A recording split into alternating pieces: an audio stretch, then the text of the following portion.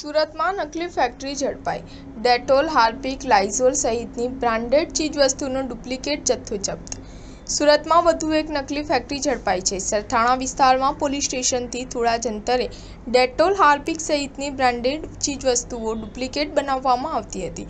કંપનીને મળેલી માહિતીના આધારે પોલીસને સાથે રાખી છાપો મરાયો હતો, જેમાં રો મટીરીયલ સહિત ડુપ્લિકેટ ચીજવસ્તુનો મોટો જથ્થો જપ્ત કરવામાં આવ્યો છે.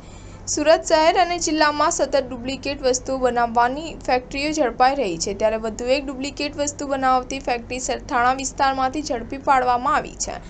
નકલી ચીજવસ્તુઓનું ઉત્પાદન કરતી ફેક્ટરી પર કંપનીને મળેલી માહિતીના આધારે પોલીસને સાથે રાખી છાપો મરાયો હતો, જેમાં નકલી ચીજવસ્તુઓ બનાવવા વપરાતું રો મટીરીયલ મોટી માત્રામાં જોવા મળ્યું હતું.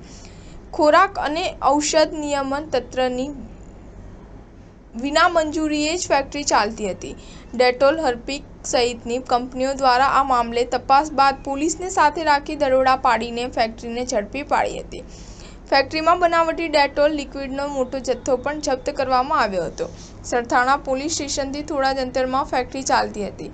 હાલ આ મામલે વધુ તપાસ હાથ ધરાઈ છે. મળતી માહિતી પ્રમાણે એક અઠવાડિયા પહેલા રેકેટ બેંક કિસર કંપનીને મૌખિક રીતે માહિતી મળી હતી કે સુરત સરથાણા વિસ્તારમાં આવેલા કેનાલ રોડ પર માતૃશ્રી કમ્પાઉન્ડમાં મહાદેવ ક્રિએશનના નામથી લિક્વિડનું ઉત્પાદન કરતા કોઈ શખ્સે હાર્પિક લિક્વિડ, ડેટોલ, લાઇઝોલના નામથી માલનું વેચાણ કરે છે, જેથી કંપનીના અધિકારીઓએ સરથાણાના પોલીસ ઇન્સ્પેક્ટર એમ.બી. ઝાલાને જાણ કરી હતી. ત્યારબાદ કંપનીના 3 અધિકારીઓ સાથે ફેક્ટરી પર તપાસ માટે ટીમ મોકલી આપી હતી અને ધરપકડ હાથ ધરાઈ હતી. સ્ટાર ન્યૂઝ 7 હંમેશા સચ્ચાઈની સાથે.